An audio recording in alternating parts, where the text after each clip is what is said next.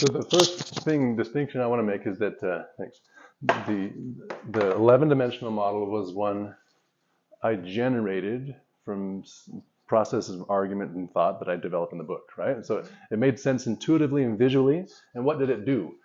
It made 11 dimensions from what? Where were the special, each of the 11 dimensions? They existed because the structure that we were talking about itself was a bunch of bubbles separated, right? Yeah. And in order to get that 11-dimensional structure, we need the bubbles to be moving around and have gaps between them and bouncing off each other and so on, okay? But that gives us that level of complexity we need. The problem is that in order to justify this model, you have to explain how you maintain the boundaries of the bubbles and their dynamics, but you need, in the story I had, we just assumed, okay, well, what we need to really make sense of gravity is it would help to have another dimension, another direction things can move in, so like density gradients are available, right? So this picture allowed us to make full, intuitive, complete sense of gravity no matter which direction you approached from, right? It makes sense of that action. The problem with the model itself is that it doesn't justify its own boundaries. It doesn't come with an explanation for why its bounds were there. That makes sense? The bubbles were a mystery. So their dimension individually is the Planck length, Mm-hmm. and their distance apart is one of the other dimensions in. The volume that separates them defines 3 dimensions, and the volume within them defines 3 dimensions. Yeah. Right. So, but here the problem still is, even though we use the model to make sense of the action of gravity, we do. It makes sense of it visually. It gives you access to more of what's going on in the dynamics. Mm-hmm. The problem is, in order to access it, we used a model that has boundaries themselves that now become the central question. So, okay, if that's what's going on, then how is it that the boundaries here that are doing all that? Right. Being there. How is it that they're there? You have to explain them. Yes. All right. I see that. So, and the problem with them is that, well, they seem pretty magical because if you just zoom in here, this thing's holding itself. It's not even touching one of those guys right now. So it's just there on its own. So it needs to be self-preserving and it needs to exist on its own somehow. And then they can interact and so on. But that's the problem. That's the problem of the model. The good part of the model is it gave you visual access, assuming that you allowed the structure of the system to have these kinds of boundaries. Mm-hmm. Okay, but I couldn't, as far as I could push, no matter how much I thought about it, I couldn't figure out how to make those boundaries self-evident things that formed by themselves, things that were justified. Once you laid down the rules of the interactions, those interactions themselves then rewrote what should happen, inversely. It's self-symmetric. So the connection is that this dead-ended. I couldn't figure out how, and so I started over again with the constants in nature, write them all down, the mass particles, write them all down, the measurements themselves, and go back and look for a pattern over and over and over. And I eventually got to the Giesting constant, the minimum manifold, which I had never heard of.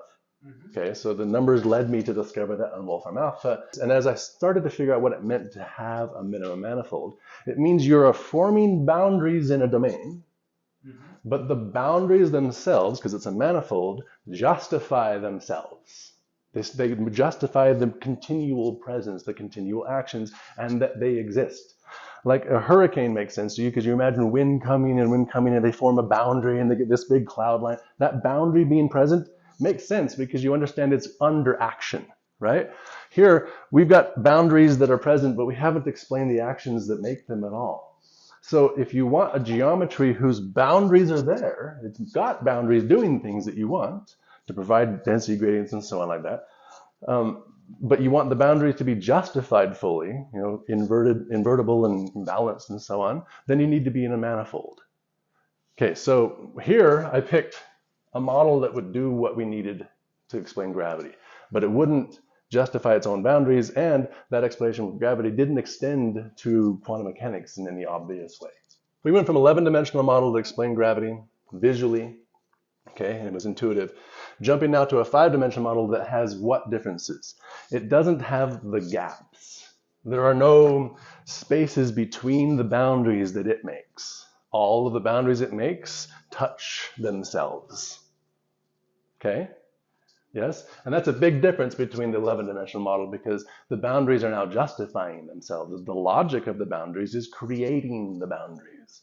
So we're not missing that piece. But now what we want to do is, how does a picture of a set of boundaries that are balanced against themselves with no gaps, how does that picture give you any access to what's going on in the physical reality, right? Mm-hmm. And your next problem was that it seems like you could make an infinite number of a coherent system of units. Like, start as a mathematician, you're imagining possible universes that maintain functions and actions and properties and so on. It seems like, well, you could have just arbitrarily picked any scale as the one and make any way of decomposing them so long as that way meets these certain constraints of being balanced like a manifold. And I totally agree. I totally agree. You could have any, right? In logical space, you could make any one you want. And when there's any of them possible, the question next is, well, out of all the possible manifolds, which one is the simplest? Which one's the easiest one to get? So let's start there. And when you look at the simplest possible manifold, it's just breaking up or decomposing its unit, its projection, in a certain number of ways. Turns out to be 5, right? The Giesecke manifold, well, actually, we've got an even more rich description here. Let's reproduce this. The hyperbolic figure 8 knot, which is 2 times the Giesecke manifold, okay, has an equation like this. I times the dilogarithm of 1 over the imaginary golden ratio minus a dilogarithm of the imaginary golden ratio. And the imaginary golden ratio is just equal to -1 to the 1/3. Just like I is equal to -1 to the 1/2. So we're under rotation dividing things up into 6 pieces with this one and 4 pieces with this one. Okay, with the same radius and everything. Okay, so this is the equation for the volume complement, how we get the volume complement of the hyperbolic figure 8 knot. How do we go from this equation, which is our internal story, to the external story of the n hypersphere of maximal volume, which is a temperature domain composed of 32 pieces? How do we get those 32 pieces and see what they look like? Well, we take this equation here and we say, let's rewrite it to Li2 of 1 over, and maybe plus this time. Okay, that's going to be one of them. This is 1, this is 2. Now let's do this one. Let's see, keep these the same. We're going to run through every iteration, keep that the same, but let's do negative here. Every possible plus and minus possibility in every option in this structure, which is right here, and here, and here, and here, and here. There's 5 places you can have a sign in this structure. Put all the signs possible in, which gives you 32 equations. 2 to the 5 equals 32. So we have 32 expressions of the same structure. How are they connected?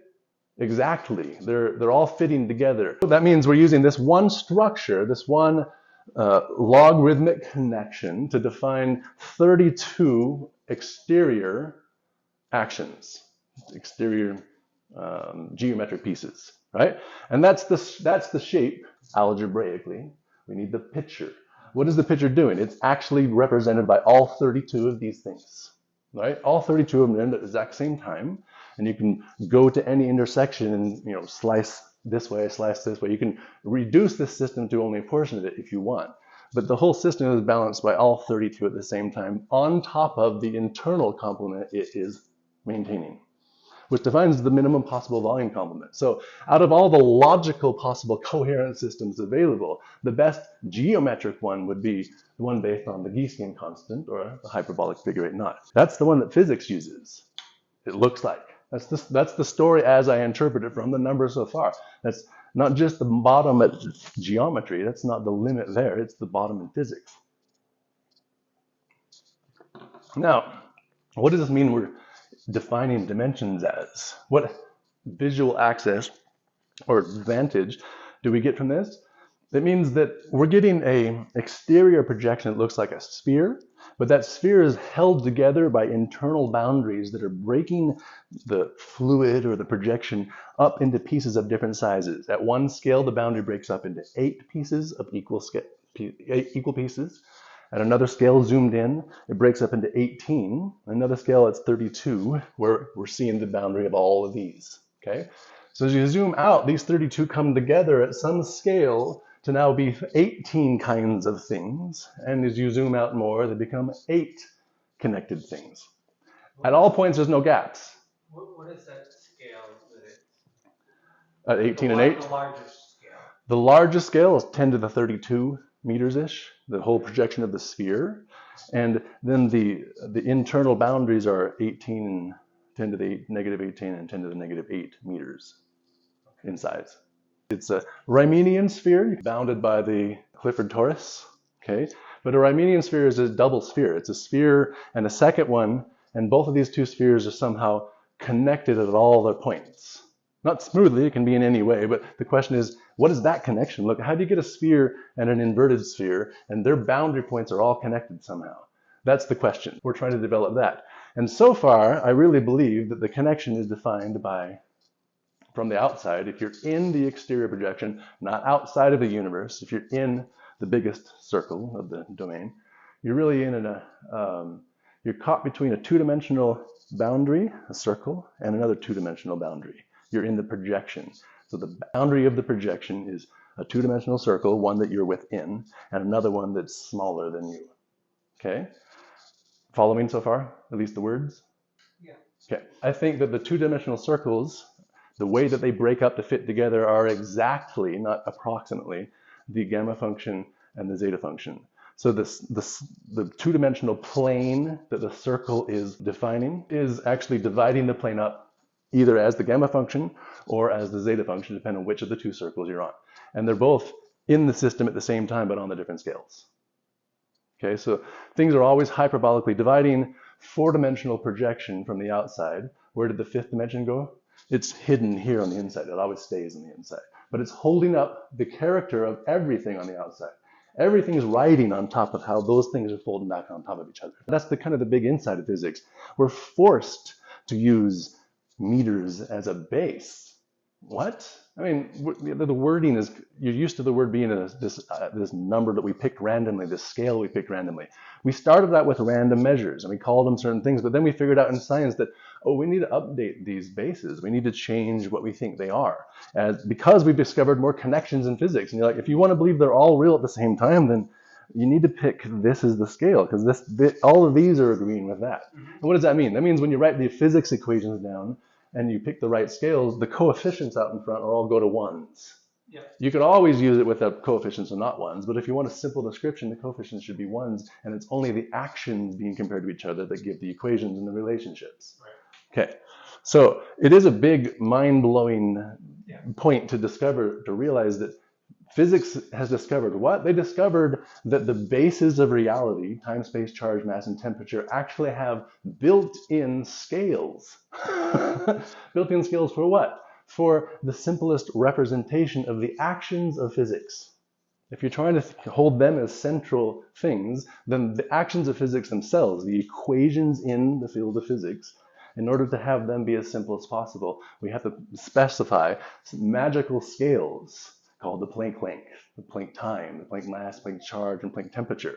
That's the what? No one expected that. No one had any reason to expect that. Now, how do we have reason to believe that the numbers I used for the rest of the digits in the Planck constants are right? You have every reason to suspect they might not be right. Be skeptical. Like, how could you possibly get that? All I did was put in the measured number in Wolfram alpha, and then ask, hey, what geometric way can we get there, over and over and over, till I found an equation. But I became confident with finding an equation because I found an equation that was just talking about basic hyperbolic division. What do I mean? It literally, pi times r squared, but I'm going to let r be the hyperbolic sign. So the hyperbolic split under circular balance, this immediately became something I could geometrically make some sense of. And when the rest of them had answers that were just hyperbolic divisions, then it became easier, and I said, the hyperbolic figure 8 knot is externally connecting under things that are all hyperbolically dividing. That means plural things. There's lots of ways to hyperbolically divide. Depends on what angle you're looking at the breaking up asymmetric system. So Then I said, okay, I'm going to go with this and see where we can get with it. It predicts an exact, we times it by e to the 0th rotation, and we set it to the full derangements where n is 5 here, right? So all 44 of our derangements. So it means we have a system that's breaking up in this case. You can, many ways of breaking it up as long as you hit a balance. But in this case, at the base, all of our rotations are going to be responsible and organized in a way that we call deranged. This boundary at the bottom is using all of the derangement of the system, where everything fell apart. They fall apart in. Okay, the gap is made on the inside, everything falls that way. So this became really beautiful and simple, but it didn't make it right. That's not where okay, now I'm gonna accept this because we have a pattern, all of them are hyperbolic. Now we need to test it because this number predicts an exact value, the Planck time, the rotation times by the number of our derangements. So this predicts an exact number. And I'm only going to use the number to 14 significant digits where I care. I'm going to list it to 15, okay? Why? Because I don't have any way to check against it past that. There's no measurements more accurate than that. So I know I don't need to keep track more than that if I'm going to use it to look for things. I can't look past there. If I keep going and do this for all the other boundaries, I can get answers. Maybe I'll get a list of answers that I thought were possible ones, which is what I actually did, okay? But then when I use the answers, I have to plug those answers back in for all of our constants in nature. And if they're wrong, are you going to find a pattern? Well, I don't know if you have the suspicion that there's just lots of easy patterns to find in random numbers, but go type in a random 14 significant digit number and see how much pattern you get out of it, okay? I searched and searched and searched and searched for a decade. I know how regular it is for things to pop up that are interesting to pay attention to and how much garbage that shows up that you know, well, if any of that's right, I'll never penetrate it. It's just too complex, right? So all you're doing is looking for simplicity, looking for a representation in geometry and algebra that can get you there. You're not jumping to the conclusion that it's right, you're writing it down as one of the options. But when we use combinations between these things and a simple pattern pops up, and we use a whole different combination for a different constant nature, and another pattern pops up that's exactly the inverse on the other side, past the 7 significant digits, you start to get a little like tingle on the back of your neck. When you use an equation that puts all 5 of them together, you get a little more even confident at the same time. For example, let's move over here real quick. I'm not trying to claim to you I'm ever right. I'm trying to show you the process by which we're looking closer into reality because I want you to challenge me with a better one. Email me and say, hey, I really like this one and this is what I found. And if it's better, meaning if you can write it with algebraic representation, some geometric constant that we know of in some shorter form than what I've got, I'm going to take it seriously. I'm probably going to replace it and I'll put your name next to it. If it never gets replaced, if that's always the best one, you've now contributed an equation to understanding the elemental properties of physical reality, right? So this one I really want to focus in on.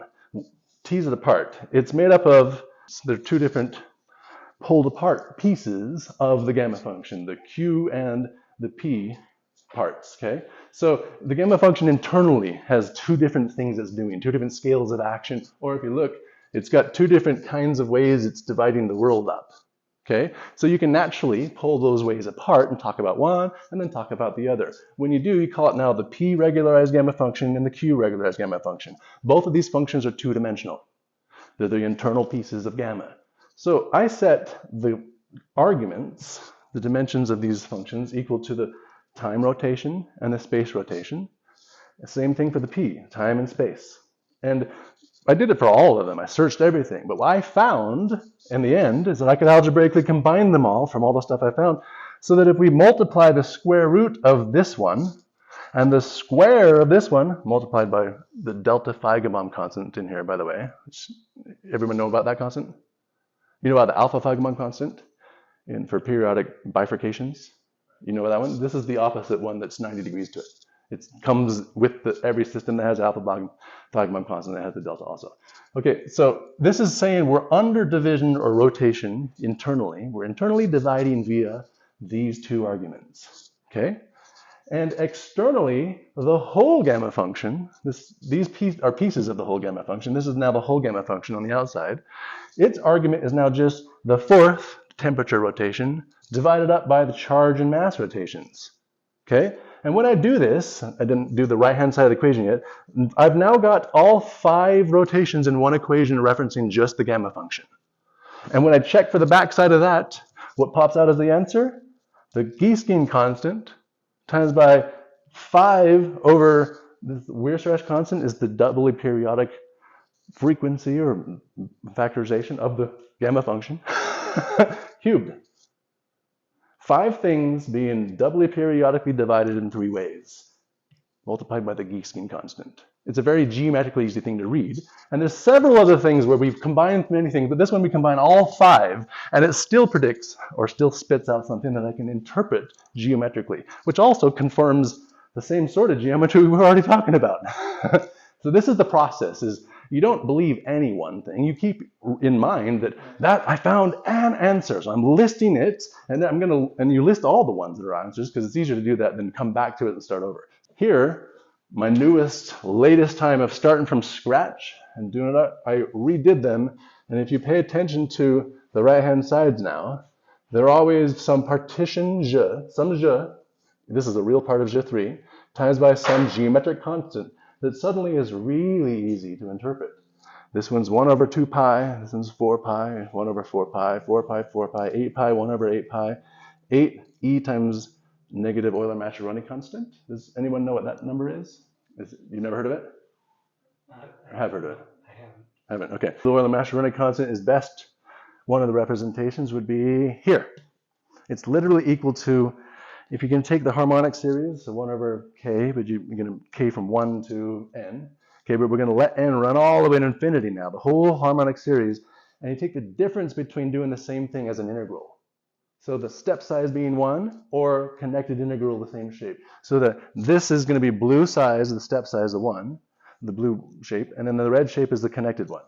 You take blue minus red, you get the leftover blue pieces in the picture, right?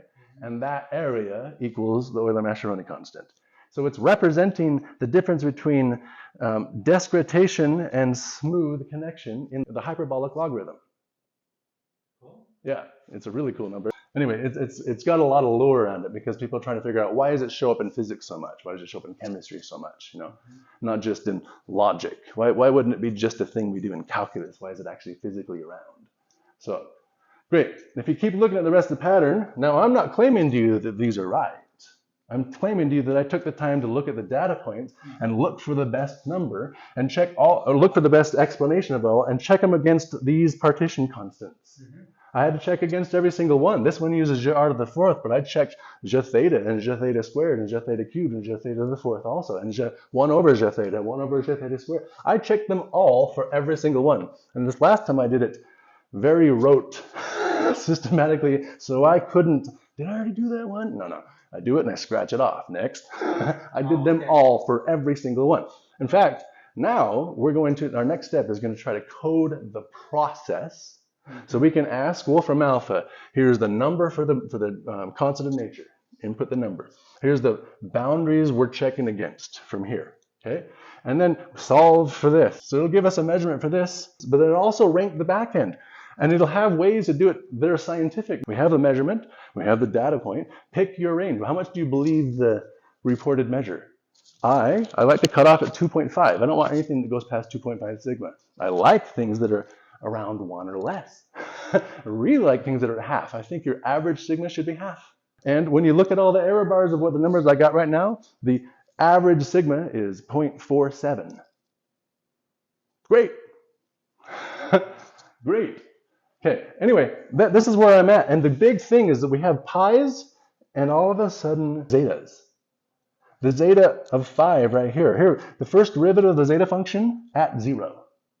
Okay? The zeta function is centrally in the construction of how these boundaries are being held together. The zeta function. And where? Here. At this end. Not on this end. It's right here where they're all showing up. So the zeta function becomes intrinsically central to explaining the structure of the connection in this one picture. These are the 5 different scales we're trying to put together in the picture, but these are all the intersections of that picture, and they're all independently investigated from independent measurements. So any one of them can be challenged, but when all of them coalesce to one sort of picture is when we become very confident with them, right?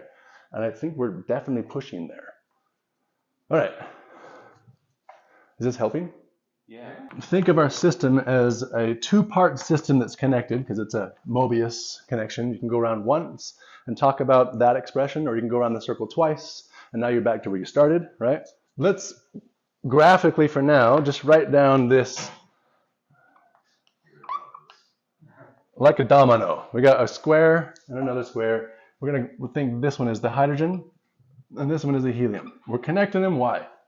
Because I'm saying I want you to think of the hydrogen and the helium as the one time around the structure of our external projection, or two times around. This is one time around and this is two times around, are the same thing. They are the geometry on the two different sizes of the Mobius connection. One time around or two times around. That's it. We'll extend it in any possible way by just making a square that touches every single edge. Every edge turns into a new square. Okay? Now, how many, in this extension though, we've gone up, think of like going up to another level. You're one floor up, could be extended.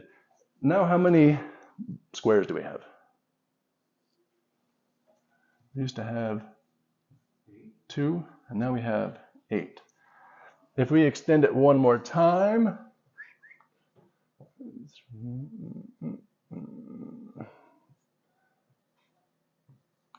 now,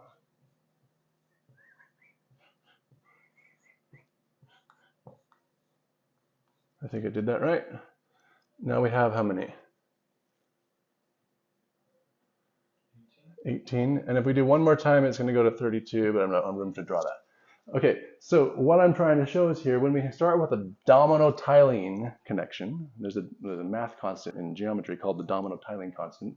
It's directly connected to the hyperbolic figure 8 knot and the Catlin constant. When we extend the tiled structure in any of its possible ways, we jump up to a tiling of one of these possibilities, or this, or the bigger one.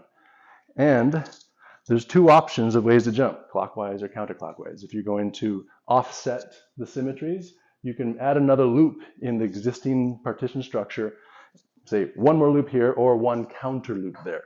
There's two ways to do the loops. You can add a loop or counter loop.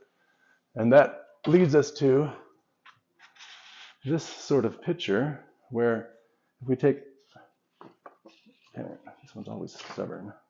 Okay, I'll put that down. If we take all of the possible ones, but we go positive and negative loopings, then we get a structure that looks somewhat like this. It gives us all the possible squares on each of the floors, okay? Now, it turns out that the total number of squares in this pattern is 118, exactly the number of atoms in the periodic table of elements.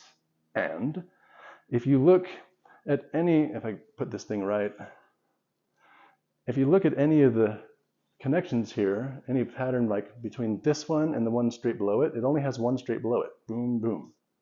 So it shares a position with only that guy. And that's a connection down the periodic table of elements. And if it's in the same plane, then it's a cross in the periodic table of elements. Every connection shown in the periodic table of elements is also shown here, perfectly matched, the same number of them. And all we did was started from a tiled construction, a domino tiling at the middle, a two-part system that must stay together. And we allowed all of its possible extensions in, which next level was 8 and 18 and 32.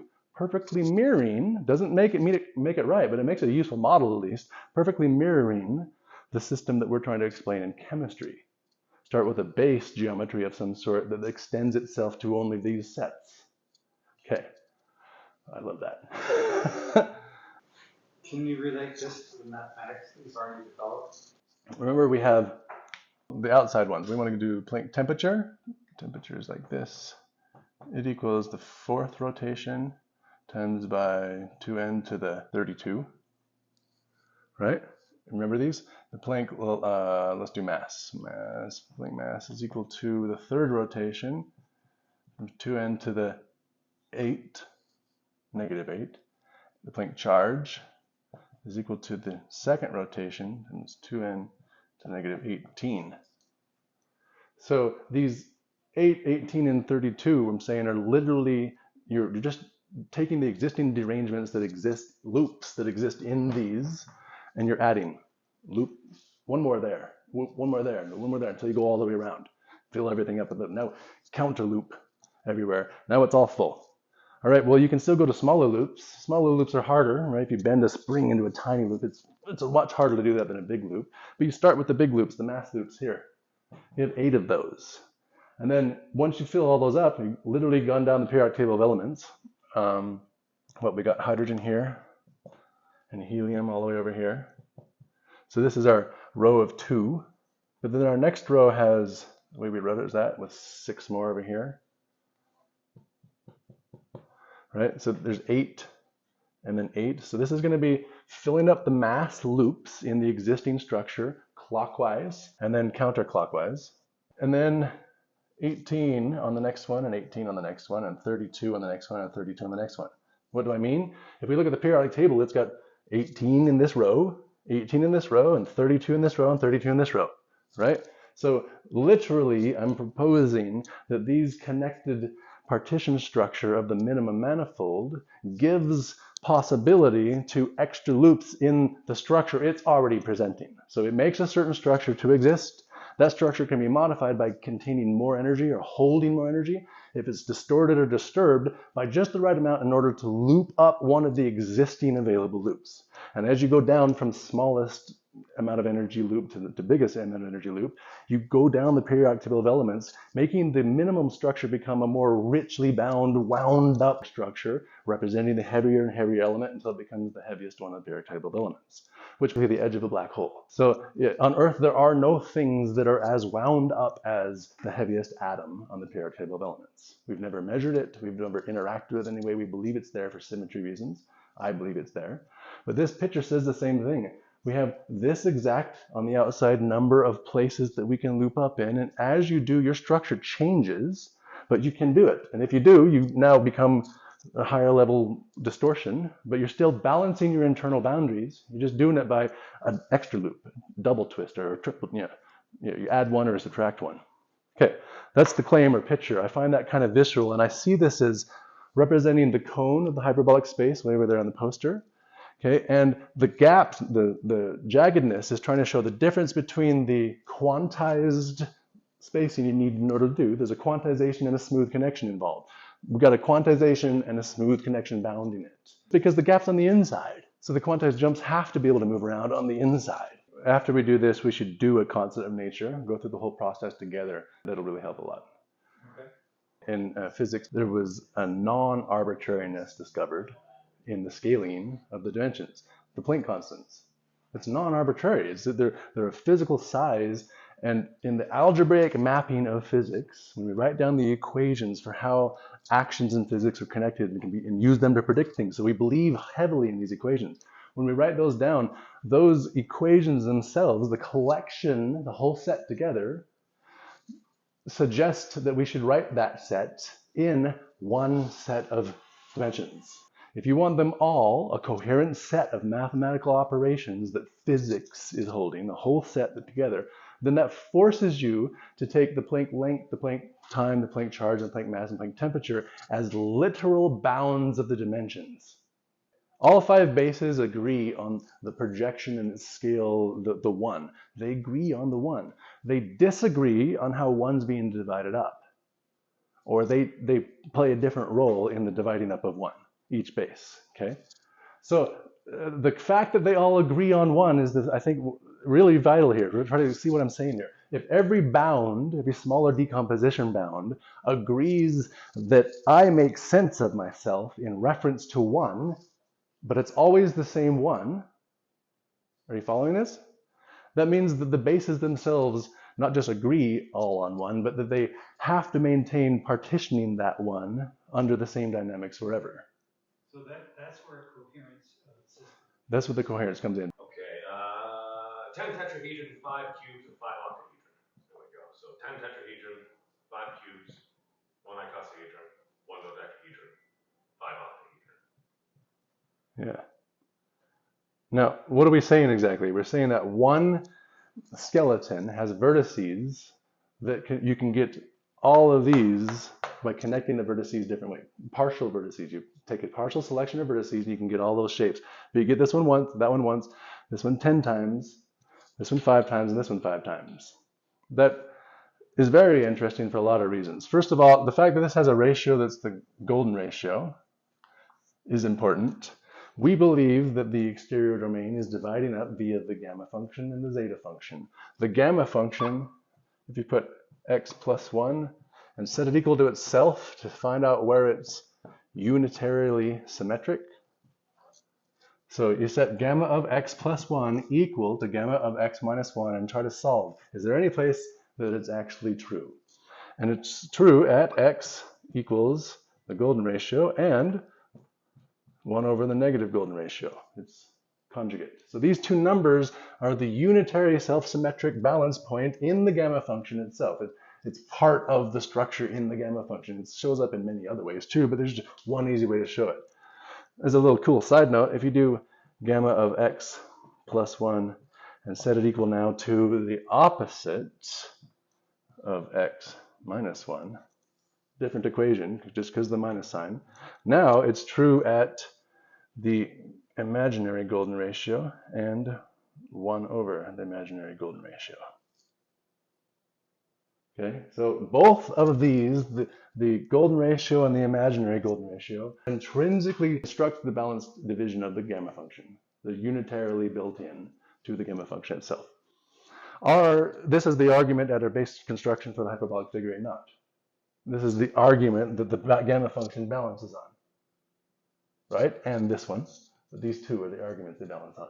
So we have golden ratio connected structure. This gives us a reason to suspect this is going to be interesting to us because we know our partition balance is golden ratio centered to begin with.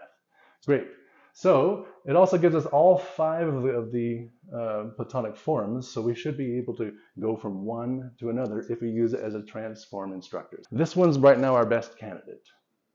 If we look at this 6 and this 4 and lump them together, that kind of matches 10, and then now we have a 5, 5, 1, and 1. The same exact number of kinds of things that thing holds is the same number of kinds of things in our real projection of our pieces. Okay, we all got Wolfram alpha. Let's do something fun. I want to write down a generating function for the primes. This is how we do generating functions, right? We put down a factorization, the trivial factorization sequence. X to the 0, plus x to the 1, plus x to the 2, plus 3, and so on, right? If we want to use this factorization sequence applied to the primes, then all we do is we take the sequence of primes and take each coefficient and put it in front of each factorization. So allow me to define the 0th prime as 1. Okay, and the first prime is then 2, and the second prime is 3, third prime is 5, and so on.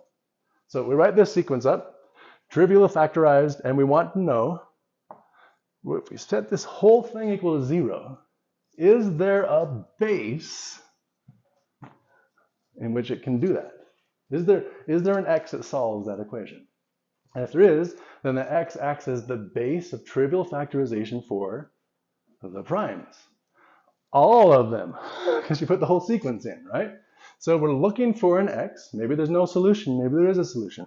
We want to write this in Wolfram alpha. When we write this up, it's not going to write the 0th prime as 1. So you're going to have to, since this all just equals 1, you're going to have to subtract it over and write minus 1 equals, and now you can write it as a summation. Sum from n equals 1 to infinity, or you don't want it to take forever, so let's get enough digits you can do to 300. And you can try infinity if it'll do it. If it takes too long, then stop and put a big number. Of prime sub n times by x to the, every time it's the same number, so to the n. Generating functions where we want to know, hey, if we have a sequence and we want to know what would it take to factor into that sequence, then we just plug it in and check to see if there's a base that actually satisfies it.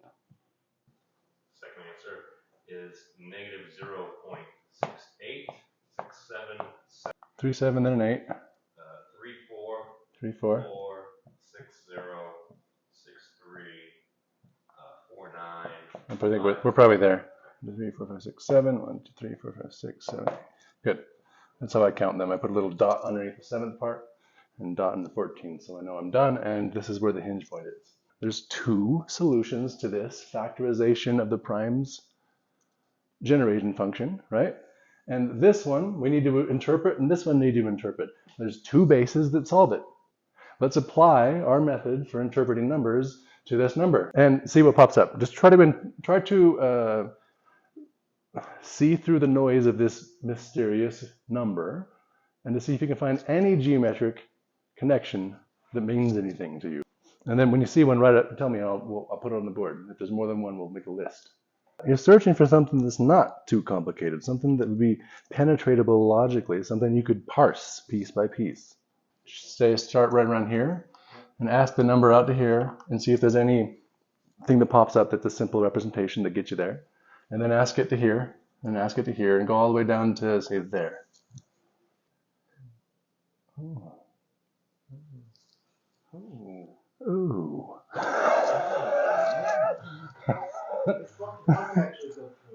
It is, huh?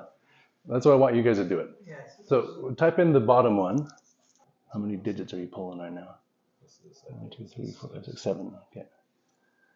Cool. I'm deleting more. Have you seen anything that's worth mentioning yet other than the backhouse constant? I mean, it's the Catalan constant, but it's more complex. Okay, yeah. Oh. Ah. 2 Giesecke constants squared divided by 3. Oh. Cool. Or the volume of the figure 8, negative volume of figure 8 not squared. And those are the divided same by thing. 6. Those are the same thing, which you can verify by seeing the rest of the digits are the same. True. So we took this number and we're just using our method to piece it apart to see if there's a geometric way to represent that number. And so far you found that x0 is equal to, what did it pop out at? It was negative 2 Giesecke constant squared divided by 3. And now we need to do the next half, Okay. right? Because we need to get the rest of the digits to also be something. Also, remember, it doesn't mean that we're going to be right, but it certainly means we finally have an answer to start asking, is it right or wrong compared to other things? You have to have an answer first. So we're going to get one. Now we're going to put 1 plus x times by, and when you write that, you'll just type in 1 times 10 to the negative 7 for shorthand, unless you want to put in all the digits of Planck mass, Planck temperature, or Planck charge squared. And solve for x here. And then do the same thing. Of course, we're shortening this. Before you really can move on from this step to that step in our process, you should ask the same question by pulling out J1 and J1 squared and J1 to the 3rd and J1 to the 4th and 1 over J1 and so on the whole list. I've done that. I did that 2 days ago with this exact one right here, and this still stood as the best representation and simplest way. But still, it's fun to do it. So how do we find what they're, okay, so we're going to click on, well, first let's go more digits, because we want at least 14. Good, and now let's click on this guy, and now it's searching for that number. And we want to start at 1, 2, 3, 4, 5, 6, 7, 8, maybe 9, so that 4th. Somewhere around there and ask, is there any geometric interpretation of this that we can parse? Okay. And scroll down and hit more every time. A little tedious process is why we automate it, Okay. if possible. But hit more, and then if you see something, you write it down and keep track of it. Then you delete one more digit and ask again, and keep going until you're down to three or four digits, whatever you're comfortable with, to cut off. I want to point out that 2/3 the Giesecke constant and the Giesecke constant represent limits in the Clausian function. So the Clausian function, this is the one we call the Clausian function, the 2-dimensional one, even though you can easily extend it to 1 or 2, 3, or 4. The one that's most famous is this, so they call it the Clausian function. And it's just sine of 1 times x over 1 squared plus sine of 2x 2 squared plus all the way down, okay? Well, it has really interesting features that we care about because it's periodic 2 pi k plus or minus pi over 3 always spits out plus or minus the Giesking constant. So if it's this plus, then that's plus. If it's minus, it's minus. So every multiple, every 2 pi you add, at pi over 3, you get the Giesking constant. At negative pi over 3, you get negative the Giesking constant.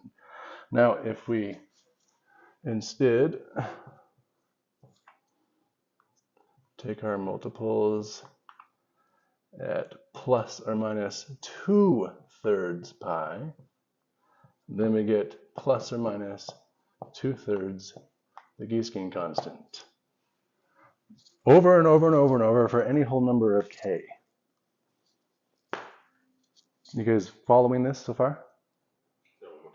So in the Clausian function itself, which is the function that naturally just gives us the Giesking manifold, it has this periodic way of giving us the Giesking manifold. Every k, it does it again. Okay, but set k equal to 0 first, and its Clausian function of pi over 3 is equal to the Giesking manifold. But the 2 pi over 3, which comes with it, if you're dividing 1/3, you get in 2/3 also, just as a consequence. So this one, every multiple, no matter what, set this equal to 0 again, it's still equal to 2/3 the Giesking constant. So both of these cutoff limits represent either the whole Giesking constant or 2/3 of the Giesking constant. What happens when you put both of these together? I have a reason to now suspect what's going on. We have both of those periodic limits in the Clausian function itself, which is the thing that's responsible for the Giesking constant. When you put them together, multiply them together over there, that happens to be the first part of our base in the trivial factorization function or generating function of the primes. Put 585 point something.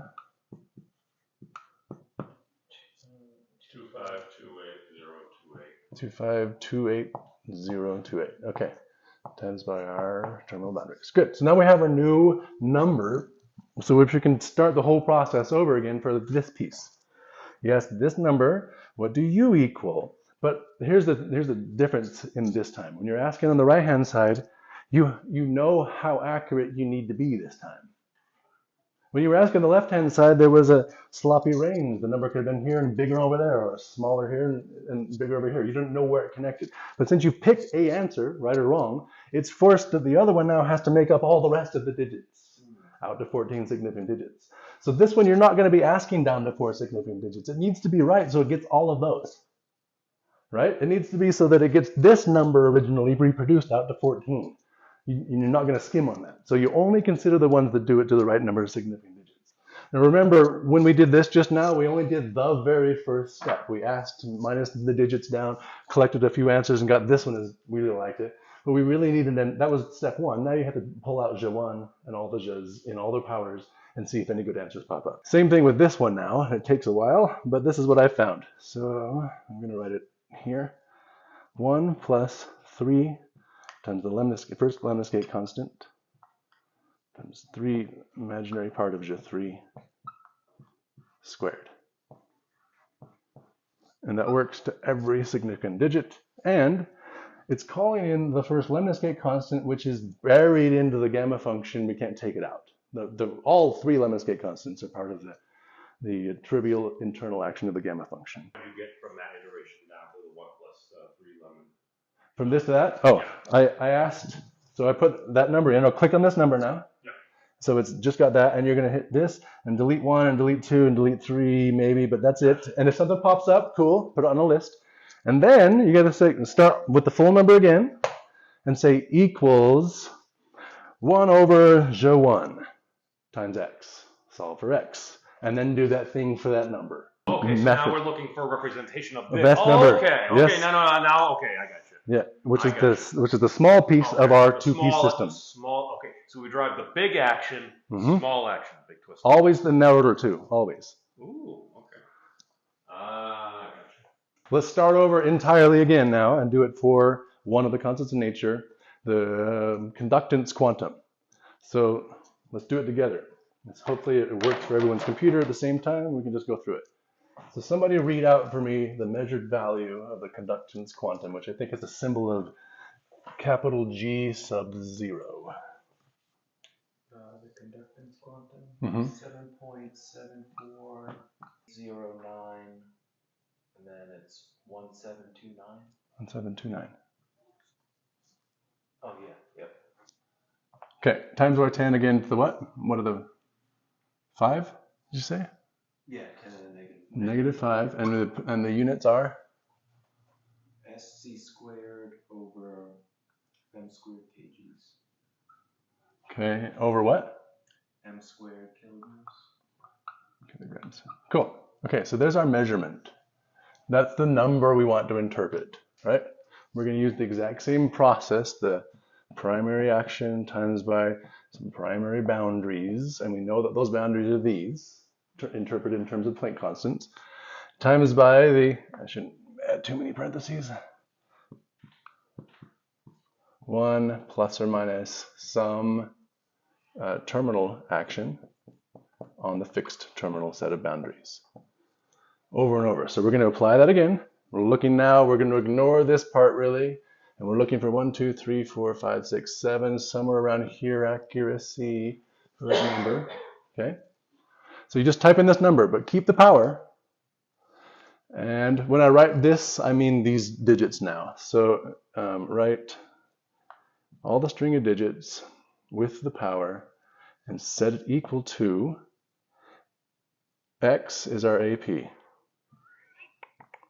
And our BP is going to be taking all of those and converting them into Planck lengths. So our Planck constant. So S is seconds, so Planck time. Time. Coulomb squared is Planck charge squared. Meters squared is Planck length squared. Length squared. And kilograms is the mass, Planck mass. So power of 1. So we have 1, 2, 3, 4, 5, 6 boundaries intersecting in this constant. And we want to know, is there a geometric action that represents simply that intersection on the first half? So you guys search for it. Does anybody have any questions what we're doing right now? You have to have the numbers for the Planck length and the Planck time and Planck charge and Planck mass to do what we're doing right now, right? Because you have to type them in. But they're in the book. So successfully getting to the next step means that we've got a number now for X, right? So that's what we're waiting for. We're kicking out some number for X. That's our step 1 ends there. Oh, I got 0.00232. I'm just going to go here and check. 0.00232. 282. 282. 00. Okay. 23228 1844 Okay. 50354. Yeah. Okay. So that means that the number you're putting in here, we don't trust more than 1, 2, 3, 4, 5, 6, 7, 8, 9, 10 significant digits. He only put these numbers in so they could get a longer number. That means literally, this is the first significant digit, 1, 2, 3, 4, 5, 6, 7, 8, 9, 10. Right here is where we cut off. We don't care about these. But luckily for us, 1, 2, 3, 4, 5, 6, 7, around here is where we are investigating right now, right? So great. We have enough digits to do our investigation. So you guys type in now or click this number. Delete the last few digits. Actually, you want to delete back all the way to maybe this 44 and then start your investigation. See if there's anything that pops out. Delete down to 3 or 4 significant digits. And we'll write them down. And then we have to start pulling the jeux out and go through the list. The first step was just to have this number typed in, cut off some of these, and just ask it.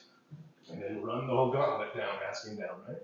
Right. But then the second step is to take the same number and write equals x times j1. Solve for x. Then do it again. Do this one. Solve for x. And keep doing like that. 3, 4. Then you can do -1, -2, -3, -4, or write it 1 over. And then do j2. And then do j-theta, do j-r, do the real part of j3 and the imaginary part of j3. You don't need to do the real part of j4 or the imaginary part of j4 because they're symmetric with 3 and 4. Right. or the real part and imaginary part of 3. So you just need to check both of those, and the sign will only be different. Yeah. Which will come up. And by the time you get to this one, something should pop up with a really beautiful answer that's something you might like.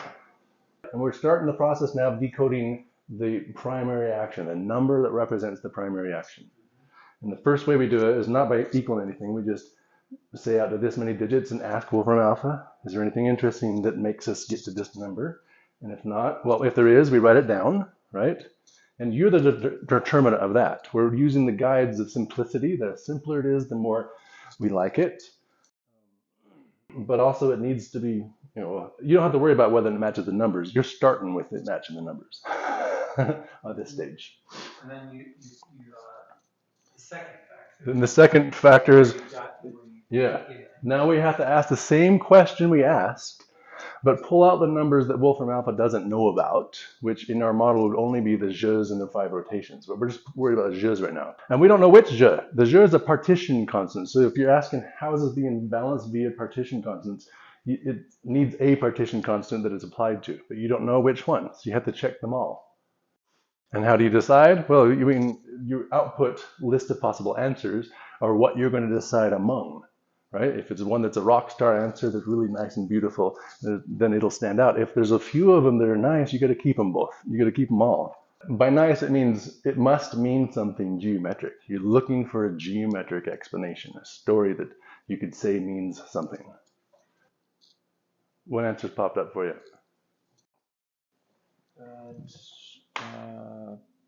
31 over pi to the 4, pi squared over 31. What about this one?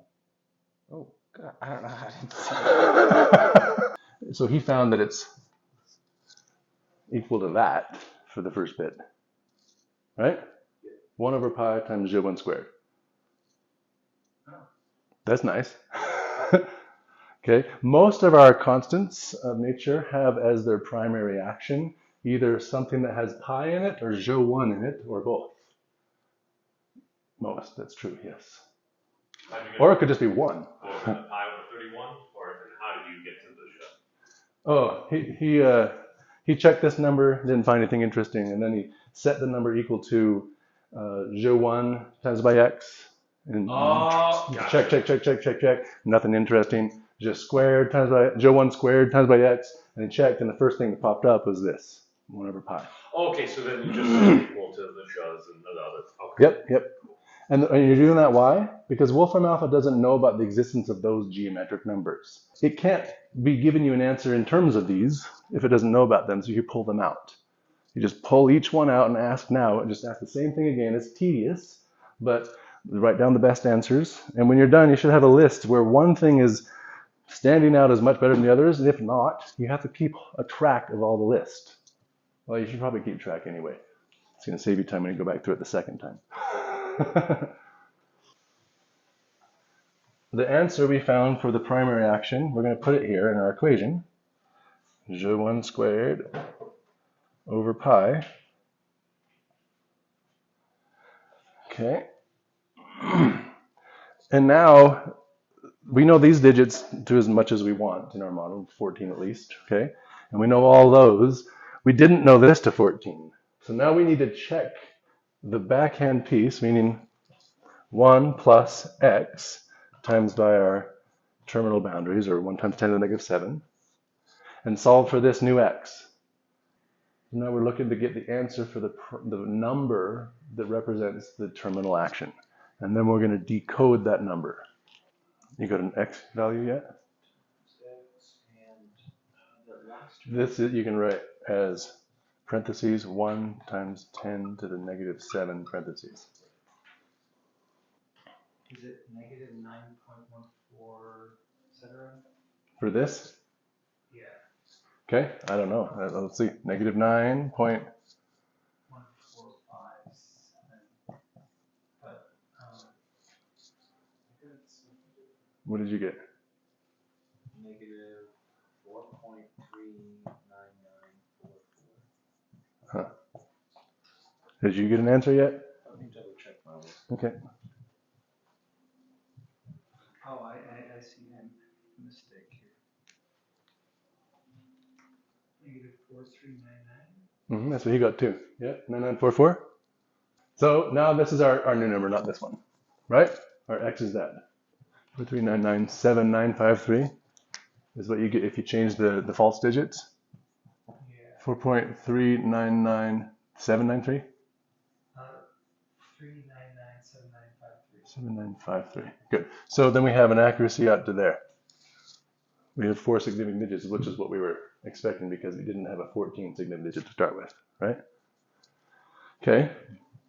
Cool.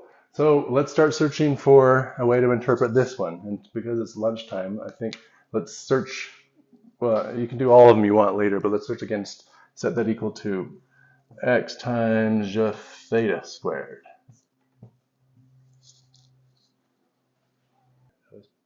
Yep, you got it. Boom. Okay, now set that number equal to x times just theta squared. Okay. Oh. No, there you go. So he got this. How would you read that? Negative square root of that zeta. Yep, I got that too, man. I feel like you got the process down, right? Yeah. Now, of course, the while it took us is only 10%, maybe 5% of the time it should take to go through all the questions. And so I was trying to guide it and make it faster. Still, the process is what we really care about here. Yeah. This is the constant we were just doing, the conductance quantum. And what is QC, the one right above it? What's the name for QC over there called? These two have something in relation. Well, after doing this pattern searching, I noticed that both of them have this. They're not exactly the same. This is a zeta of 2, this is zeta of 3. But other than that, the square root's the same. It's also just theta squared. Now I wondered, well, is there anything that connects this side to believe that this connection should be the match that we're making? Well, here, LP squared on the numerator, LP squared on the denominator. Planck mass on the numerator, Planck mass on the denominator. Planck temperature on the denominator, Planck temperature on the numerator. And now instead of being a copy, we switch from mass of the electron to the charge of the electron squared. G1 squared times QP squared is equal to the charge of the electron squared. So we swap, in this case, we're turning our boundaries upside down, but we're also swapping out the mass of the electron for the charge of the electron squared. Look at how many zeta function, zeta of 3, zeta of 3, zeta of 3, right? It just pops up over and over. So does that justify it as the right answer? Absolutely not, right? What we're trying to do is get a coherent set of them all, the whole system that agree to a minimum set of parameters. I picked them because I feel that right now that does that with this. Yeah.